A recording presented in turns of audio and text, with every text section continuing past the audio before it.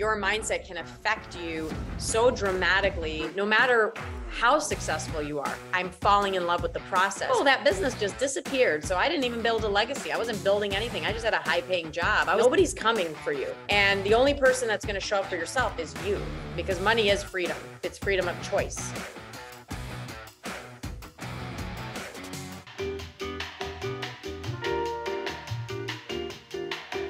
It's everybody's business like right now, where are they struggling most with it? Because I see top entrepreneurs struggling with mindset. In fact, I sat next to when we were at the EXP shareholder summit, I had a lunch meeting with one of the #1 team leaders in a certain state that had a 22% market share, and next to me on my left, and then on my right, the #1 agent in DC, top 15 in the nation, team of 60 agents, sell 1,000 homes. Both of them came to the meeting. I thought we were going to have this amazing conversation about just all the great things we're doing in your life. One's crying over here, the market's tanking, I might have to go back into production. The other one's like, I haven't been profitable for 9 months, things are and I'm like, I finally had to stop and say, this energy right now, it's not for me. Like, if you guys are leading your weeks and your days like this, even though you might be lying to your agents, you come in with that energy. I feel it. I said, right now I'm so drained just sitting here with you guys for 20 minutes. It's amazing how I wanted to get up and run from the table, and I'm sitting with the top 2 leaders in real estate right now. So it just shows you how your mindset can affect you so dramatically, no matter how successful you are. I think when you think about some of the most successful people in the world, even sports stars and all these people, they go through what we go through on a daily basis. So it doesn't matter how much money you have, how long you've been in the business, everybody goes through it. Nobody can escape having a mindset downswing, but it's how do we get ourselves beyond it? And I think we were just talking about today, for me, I think what I have, the strongest thing that I have is my mindset.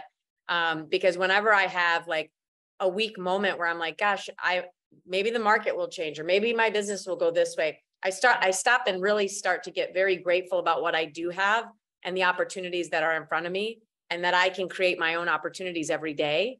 I just have to make sure that I'm falling in love with the process, because so many people, we fall in love with the result, right? We fall in love with, I just got a listing, I just got a buyer contract, I just closed that deal, I got a commission. And when you look at social media, what does everybody celebrate? They celebrate the results. Look at my, physical body. You're standing in a bikini or on the beach, or you're showing your muscles, and everyone's looking at that result. And they're like, wow, he's so lucky. Look at his body. Look at her body. But nobody sees him in the gym on vacation, or running on the beach, or doing the shit that nobody wants to do, right? Nobody sees those things. And if you did see them running on the beach or working out, you're like, man, that looks hard. Good for you, buddy. But then you see the result and you want that result. But what happens is those people, they fell in love with the process. And so that's what we have to really convince ourselves is, if I'm doing the things every day and I fall in love with that, the result is inevitable. So that was the message that I always have in my mind. Am I in love with the process of showing homes, the process of prospecting, the process of calling a seller and getting rejected? Can I fall in love with that? And if I can, then I'm going to be immune to. That's where you make your money. That's where you make your money, is the process. In the middle. In the middle. The messy middle. The ugly middle. Yeah. And I think Segundo, by the way, Tina, this is Segundo. If you never met Hi, Segundo. He is one of our new partners in the last month that came on board. So welcome, friend. Yes. Hey. And so the floor is yours. I mean, this is an open forum conversation. That's a mastermind. I don't want to just be blah, blah, blahing all the time. I mean, I don't know everything. I don't pretend to know everything. In fact, I learn more from actually new agents that I learned from, today I talked to a kid who wants to join my team, and it's just so fun to talk to somebody who knows nothing about real estate, coming in as just a raw kid, right? I'm like, oh my God, imagine the opportunity for the mindset and the prospecting and the good habits. I didn't have that at 23 when I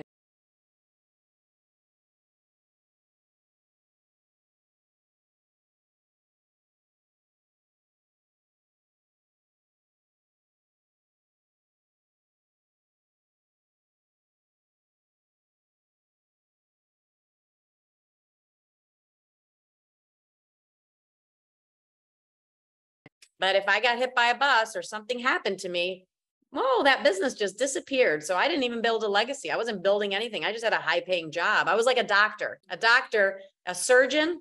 If something happens to their hands, guess what happens to their career? It goes down the tubes. So if that surgeon wasn't smart and invested and diversified, that surgeon's screwed. So we're all like surgeons, but we use our blah, blah, blah. But if we can't blah, blah, blah anymore, what did we really build? If we don't get really savvy in building multiple streams of income. And I went from 4 years ago, one stream of income, go sell a home, to now 10 streams. And I just want to look for more.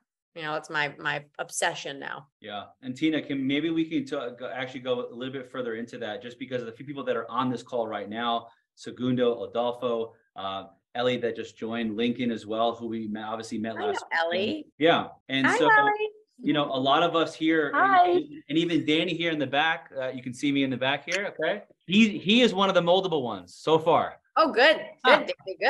Good. So, but basically, if you can go into that, like what have you seen? I mean, you all the years of experience that you have in the business, what is something that, how do agents or how do people fall in love with the process more if it's hard for them to do that? Or what are some things that they can do to kind of like just get used to the process? And I guess in a way, I think, again, we talk about mindset is everything. As a successful agent, you've got all these mindsets that you have to adopt, so you're driven, you're passionate, you're motivated. Think about, like, I always say, my kid right now, he's 18 years old. I have to be like, Michael, get up, Michael, go to school, Michael, clean your room. I don't feel like it. Well, I don't care if you don't feel like it. You have to do it. And I'm there saying, you have to do it, Michael. When Michael grows up and he goes off to college and he gets his first, real career, mom's not coming anymore. So it's challenging your mind when you don't feel like it, because a lot of times we don't feel like getting out of bed. We don't feel like prospecting. We don't feel picking up the phone. It's knowing that nobody's coming for you. And the only person that's going to show up for yourself is you. And so you can put parameters in place. You can put parameters in place, which I call accountabilities, to push yourself through the I don't feel like it days. And I was really good at that. So if I didn't get up and prospect, my coach had $1,000 of my money. And if I didn't check in and show her the number, she's cashing that check. So that was accountability. But I think you also need the strong entrepreneurial spirit. The real estate agents, we are entrepreneurs. And so we're in charge of our own business. We've got to create opportunities. We're in an extremely competitive industry where 80% of the people fail. And so we have this strong spirit and we're willing to take risks. We're willing to innovate. We're willing to think outside the box, but we have to have this like crystal clear vision of our goals. And I remember I would always have like everything, all the woo-woo stuff that people think is weird, I did. So I would sit there in my bed at night and I would lay down and go, I would imagine myself walking out on the beach or walking on the lake house that I would have. I would feel what it felt like, not just, oh, I want that, or look at a picture. I would actually feel what it was like to have those things. I wanted to be the one in our family that changed the trajectory of our family. And what was interesting is you guys went to, Dean, you went to EXP shareholders. Mm-hmm. And did you watch Ed Milet when he did the talk about being the one in your family? Mm-hmm. So what he was talking about, he said, everybody look at yourself and your family. At some point in your life, there was, your family was poor. They didn't know how to, be rich. They were just, everybody came from pretty much poor background, but there was a point in your life where there was that one person in the family that said, no way, I'm going to be the one. I'm going to be the one that changes the trajectory of our family. And so when you think about the fact that, there are rich people out there that are happy and they're doing cool shit and they're traveling to exotic places and they have fancy cars and they're living their life by design, sometimes we tend to judge them and we tend to be a little hateful, like, oh man, how did they must be lucky. And it's not that they're lucky. It's just that at some point the one showed up and that one said, oh, no, this stops with me.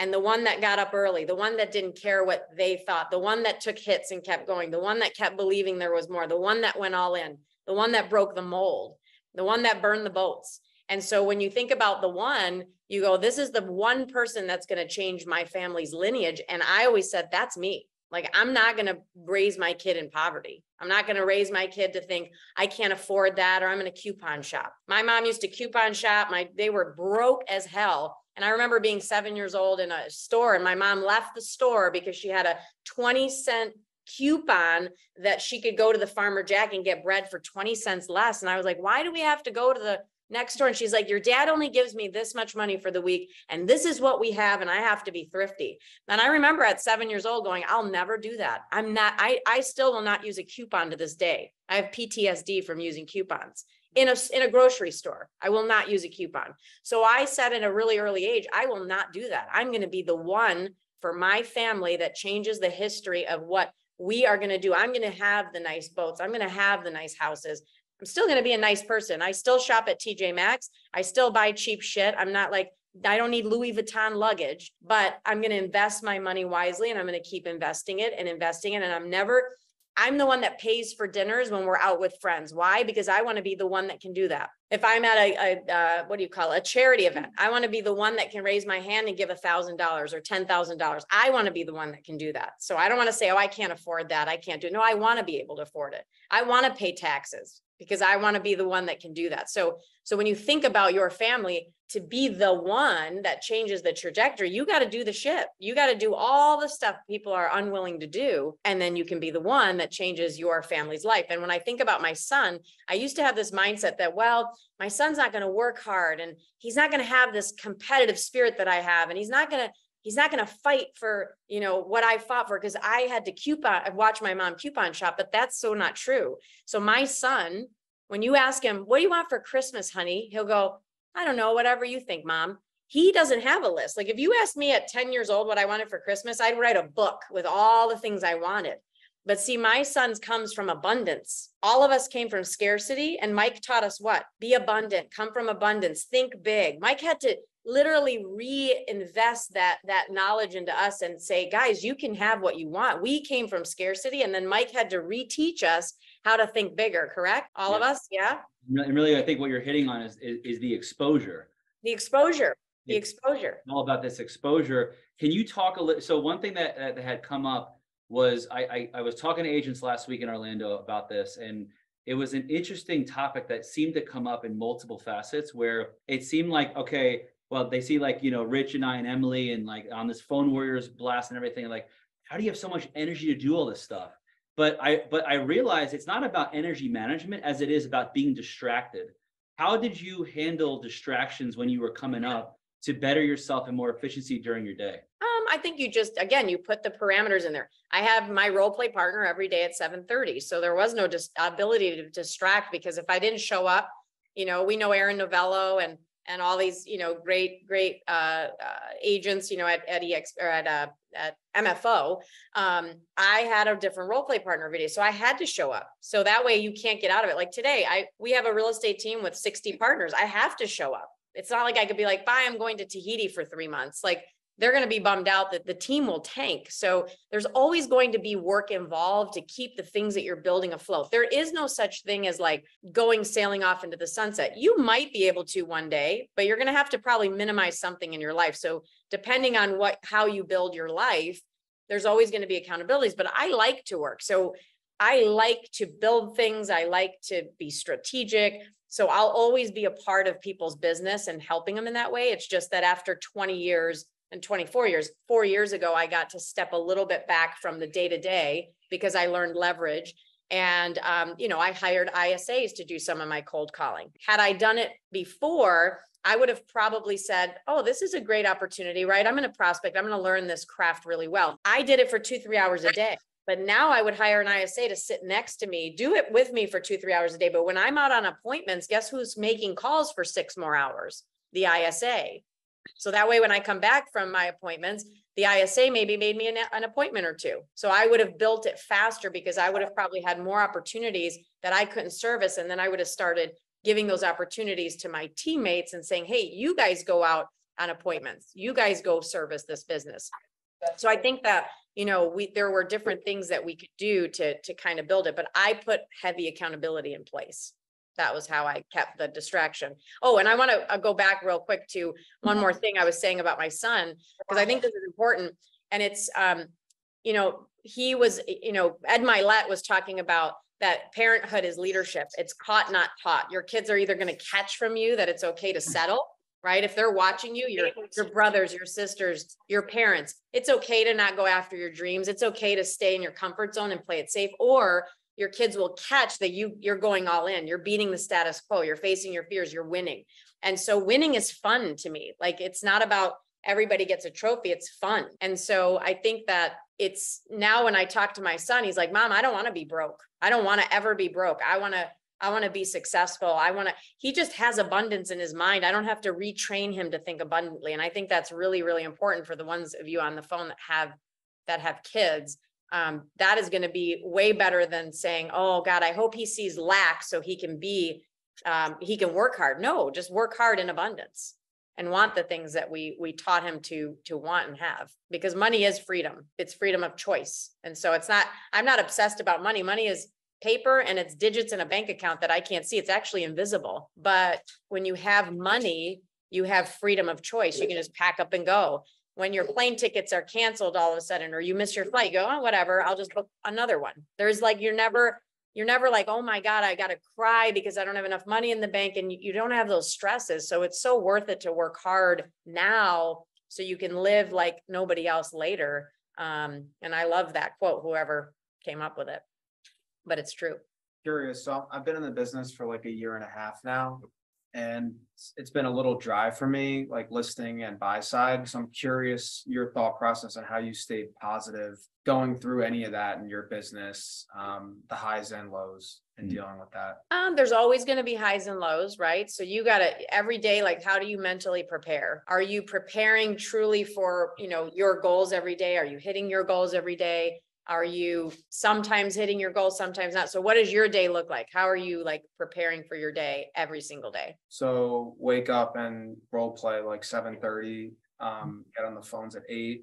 Mm-hmm. I would say the struggle is probably the afternoon, being consistent with getting back on the phones, calling, following up, and then trying to set appointments in person that are qualified. I would say it's that. And then confidence as well, just putting in more reps, because I feel like that's what I need right now. Yeah. Qualified sellers more, go through the listing presentation and actually like deal with that rejection and, kind of think about what I, reflect on like what I could have done better and all that. Yeah, no, I love that. I think that confidence builds when you can fulfill the commitments that you've made. That's when confidence builds, because if you let yourself down, you're not even confident. If you're letting yourself down every day, that's not being confident. So fulfilling those commitments, like you said, understanding the listing presentation, actually doing it, going 1 or 2 steps further.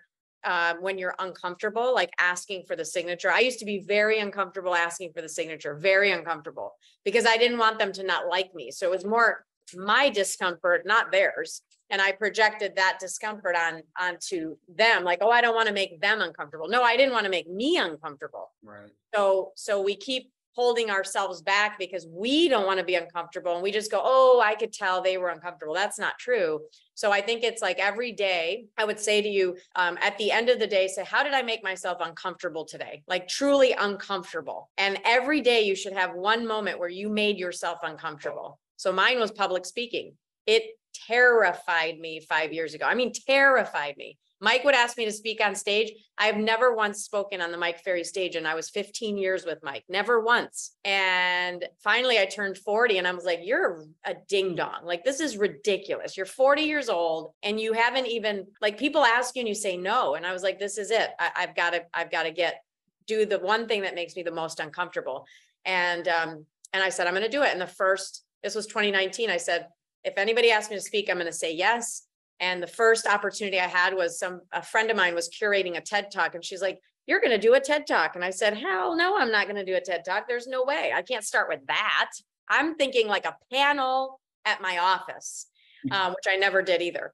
And so anyway, so she said, no, you made a commitment to yourself. I know your commitment because I said it out loud verbally to all my friends and family. The next speaking engagement I get, I will say yes. And so I did that, and I about died. I mean, it was probably the hardest thing I did, cotton mouth, to the point where I probably couldn't swallow anymore on stage, because at the end of my presentation. I literally could not like talk, got off the stage and I did it. And it was like, okay, I did it. I didn't die. And so it's like sort of like every day pushing yourself one step further when you're uncomfortable and then not giving up. And then, you know, maybe you add in social media. For you, you're young, go out to a for sale by owner. Hey, Mr. For sale by owner, do you mind if I come by your property today? I don't have a buyer, but I actually have, you know, thousands of people that follow us on social media and I'd love to take a look at your home. Sure, come on by. You get to the home, you knock on the door. Hi, Mr. You're not asking for their listing. I'm not here to take your listing, but I am a really good marketer and I would love to market your home. Maybe I can bring you a buyer. Okay, great. Hi, this is Tina. I'm at, you know, this beautiful property. It's a 3-bedroom, 2-bath. You flip the camera around, you show your audience that property. And then at the end, you don't tell them the address because you're prospecting. You want a buyer to reach out to you. You want a buyer to go, where is that house that I don't know about in the MLS? And then you thank the seller and you say, thank you, Mr. Seller. You've really helped me out. I will bring you a buyer if I get some traction from that.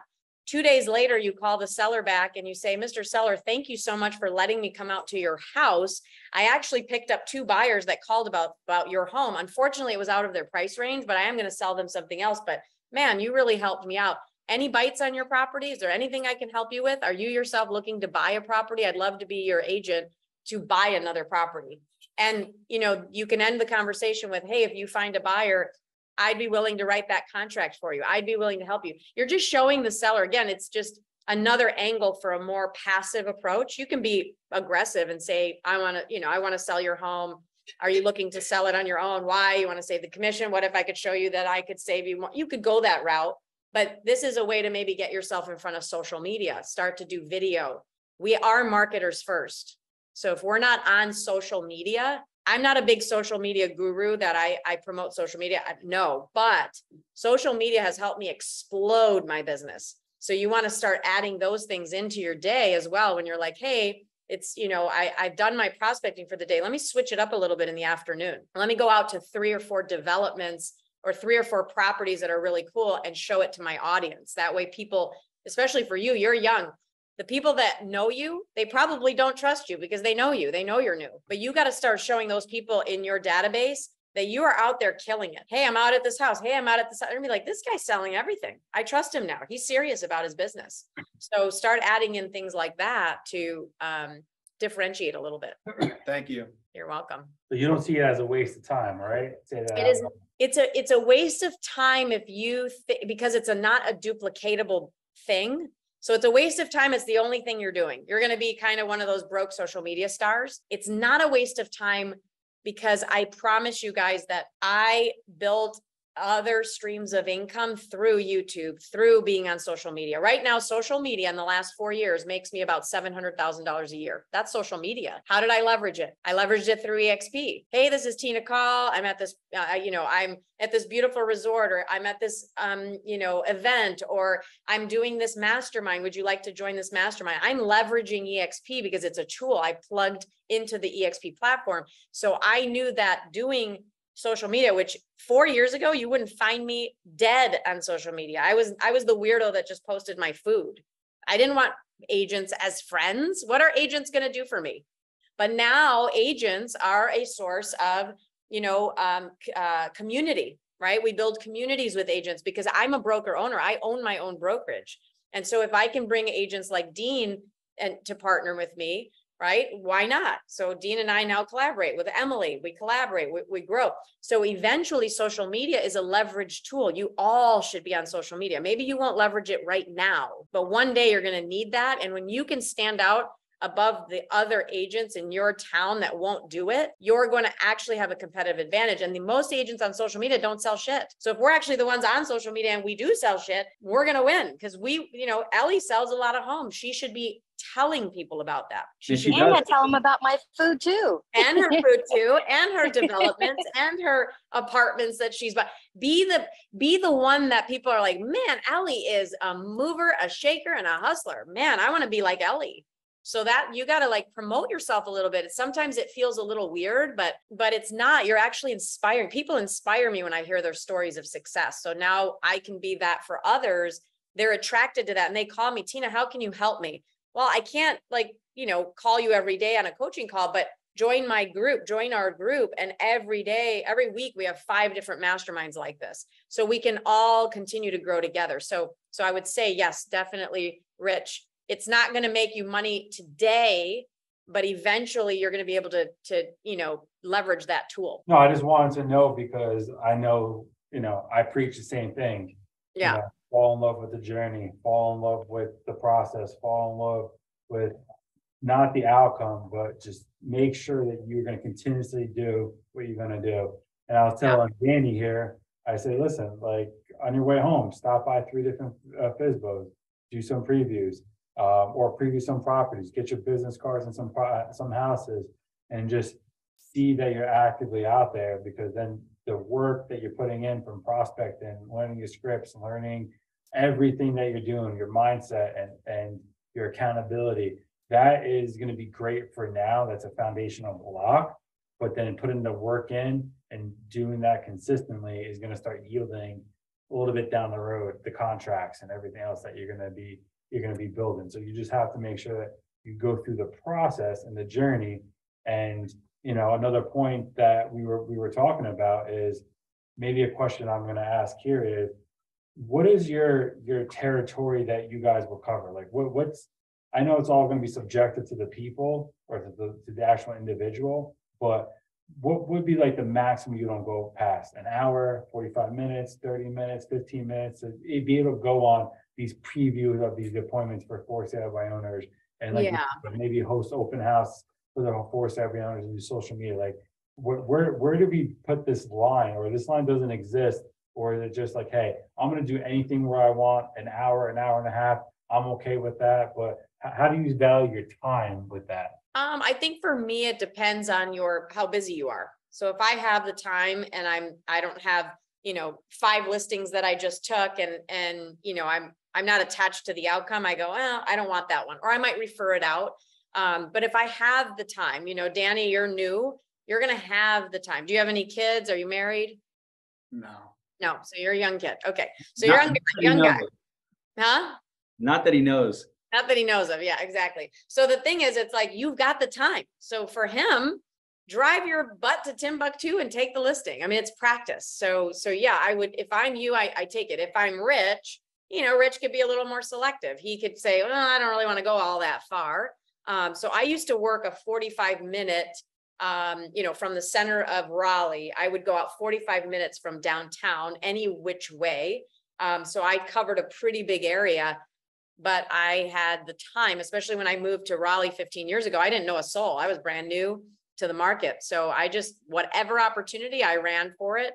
And I practiced. I look at it as practice. So could you, Danny, could you stop at more for sale by owners? Yeah. Do you stop at every single for sale by owner you see? No, because it's scary and they're mean, or they're this or they're that. Right now, you have to look at it like boot camp. In fact, I would say to you, I want you to go fail over and over and over again. I don't want you to take a for sale by owner. In fact, I want you to go fail. That's what I would tell you is the F word, the failure word is the word that I want you to get control of in your mind. I want you to say it daily. I failed.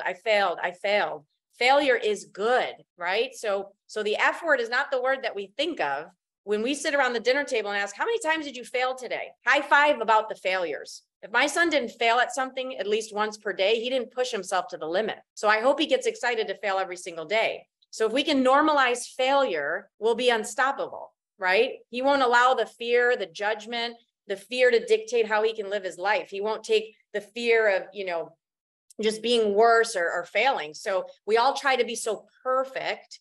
And what we don't understand is failing over and over and over again is the only way to succeed. So when we're excited to fail forward, that's one of my core values on my team. Fail forward. Why? Because you're going to fail. So just expect it. So drop some F-bombs and practice failure. Be like, I'm going to go fail at 5 for sale by owners this week.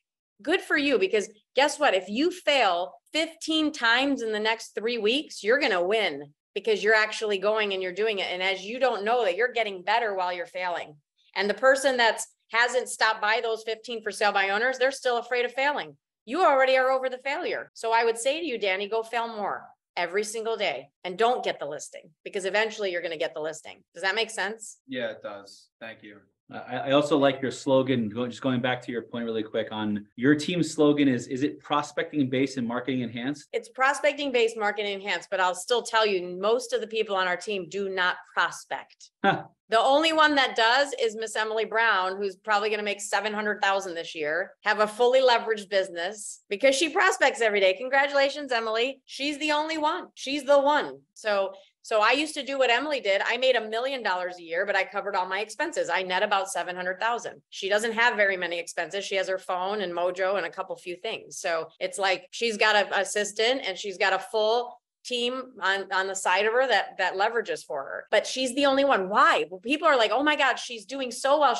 They won't even go do what she's doing. Think about that. Nobody does. There is no secret to hard work. People, when I joined Remax years ago, they would come and knock on my door. How are you getting all these listings? Oh, I'm in here like an asshole every day calling for 3 hours. Oh, I don't want to do that. Is there anything else we could do? Yeah, go do social media. And then you'll easy.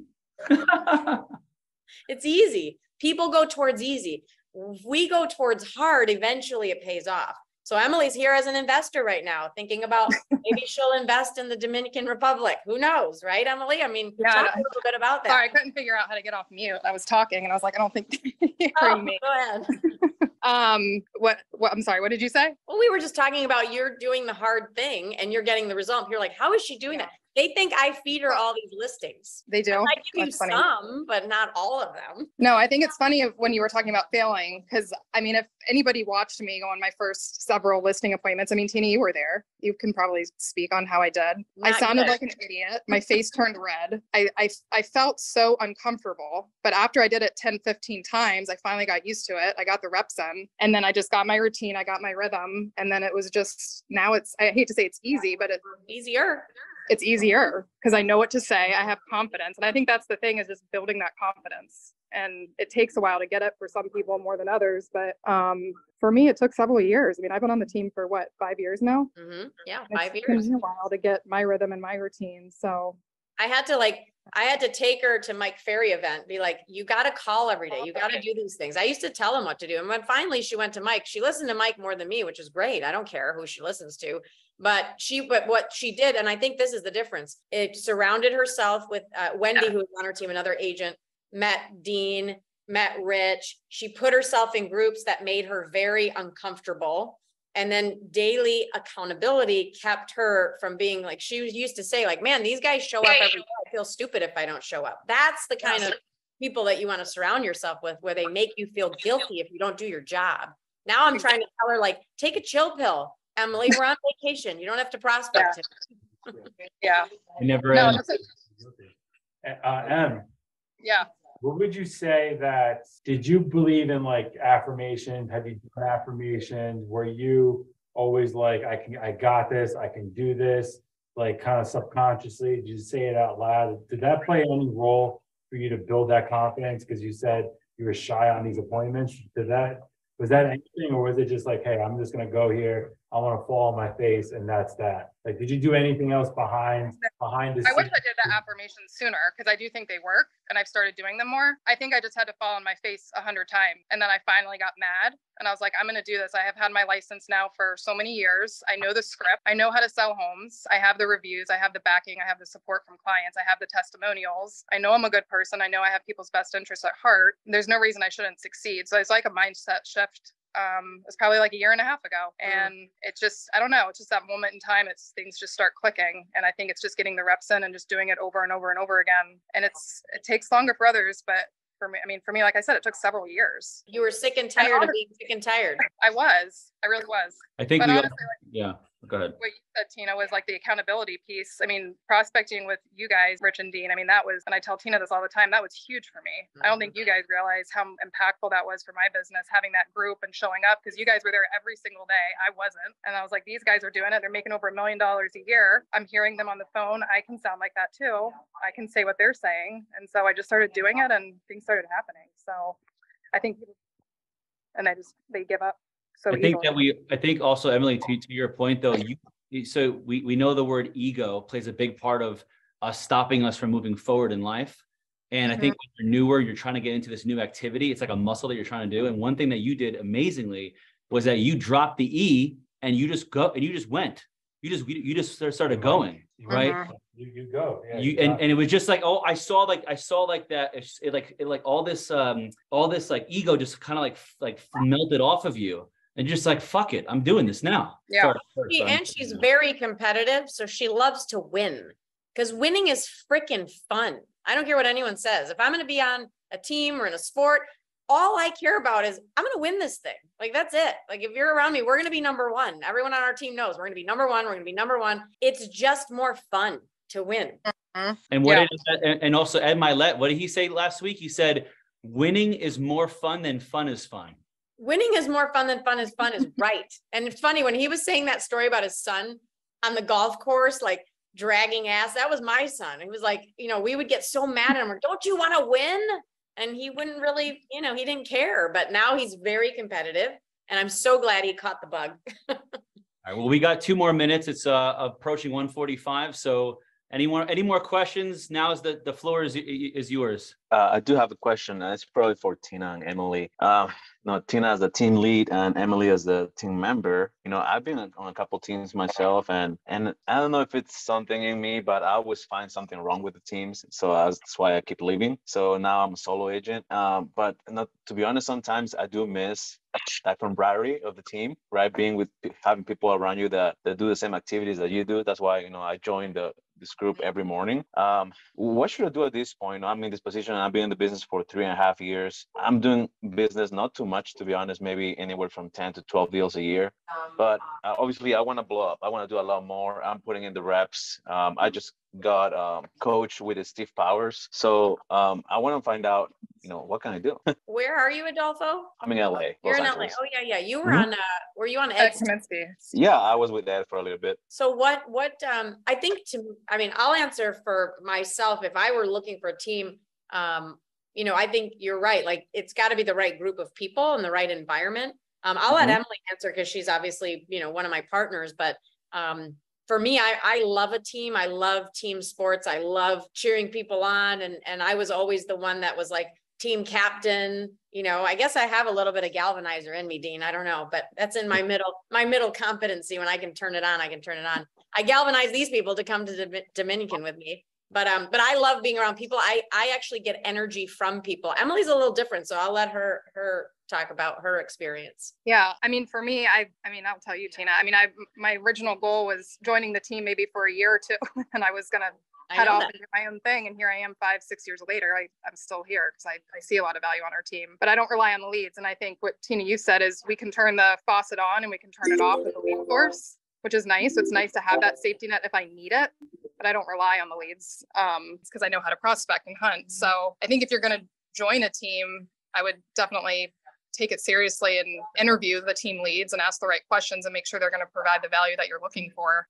Because think about this, when you think about a team leader, so there's a lot of teams out there where the team leader is made, they're selling, let's say they make $2-3 million in GCI. And they're earning about 20%, right? So a team leader, if they make $3 million in GCI, by the time they pay the splits and it's usually 50-50 because it's like Shark Tank. Who's watched Shark Tank? Hey, I'll give you 50% of my business if you give me your clout, your name, your authority, whatever it is, the deal that they make with the sharks. I look at it that way. Like, if I'm going to bring a new member, I just talked to a young kid today. He's going to come onto my team. Well, he's going to get a 5-year education within a year or two, but he's sharing and coming into a business that's already established and developed, has the clout in the community, has the number one, name. And so it's like the Barbara Corcoran, right? You're going to attach yourself a name that people know. And so of course he's going to basically come in and service our customers for half of our business. That's the dynamic. But when you think about it, like, a lot of these team leaders are only making 20%. I net $2,200 per transaction on my team. If we sell 1,000 homes, it's $2.2 million for me. So it's a volume-based business for me now. It's not just the Tina Caul show. I made $700,000. I made $1 million. I net 700. I had an assistant and all my expenses, my overhead. I made 700 grand. That's amazing. I did that for years. Then I grew the team. Now I can help agents on average. I want agents to make $100,000 on my team. That's the goal. But the top agent should be making way more. And so if Emily decides, hey, I'm listings there's no listings, guess what?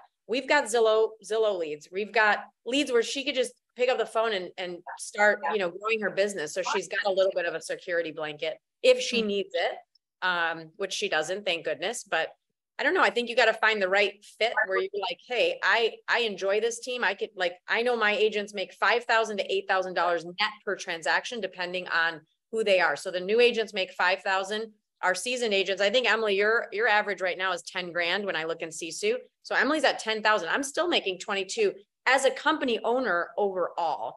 So you just have to know that who is your team leader? Do they have open books? Do they really show you how to build a business? Do you like hanging around them? That's the number one. And are you happy? Because I think sometimes we think of it as giving up a part of our business, but some of these team leaders are not making as much as the agents if they're out of production. But a lot of team leaders in the beginning are in production because Dean couldn't step out of the business. As much as he loves his agents, he'd be broke. He is the engine of that team. And so Rich, the same, right? So in order for us to step out of a $700,000 a year income, we have to have a large team to offset the expenses and the overhead. So a lot of people don't want to have a large team because it's a lot of headache to deal with all the personalities. You're constantly recruiting, you're constantly retaining, growing. And then you have agents, like I just had an agent leave my team. We were chuckling today. She sold 8 homes in 1 year and she left our team to go build a team and started recruiting agents for our team. Within 3 months, she went back to her dental job. Like, come on, you sold 8 homes. Like, this is not an easy thing to do. So I think it's a matter of mindset. Do you like the people you're around? And is that team giving a heavy lift that's worth it for you financially? Okay. Thank you very much. You're welcome. There's a guy, do you know Aaron Clapper? Yes. Yeah, of course I know Clapper. He's a good guy. Yeah, he's a good guy. So doesn't he have a little team over there? I like Aaron. I like Aaron better than Ed. Ed is awesome in his own way, but you know, it's funny that Aaron used to work for Ed, and his office is next door to Ed's. I know. It's right next door. So I know. I mean, he told me, I spoke with him. He told me, hey, you're welcome here anytime. I like Aaron. He'd be somebody I'd be attracted to working with. That's why I wondered if you knew him. Yeah, no, I know him. I have his phone number. I can call him right now. Call him right now, Adolfo. Go ahead. Yeah. Adolfo, how far is Ed Kaminsky from you? He used to work for him. Oh, did he? That's probably maybe at least an hour. Yeah, an hour and 30, depending on traffic. Aaron Clapper would be my choice if I was in LA, if I was going to join a team. Yeah, me too. I love He's got that East Coast New York attitude that I just like, you know. And he's positive and he's fun and he's a good guy. He's a great guy. Yeah. All right, cool guys. Well, this was fun. Thank you.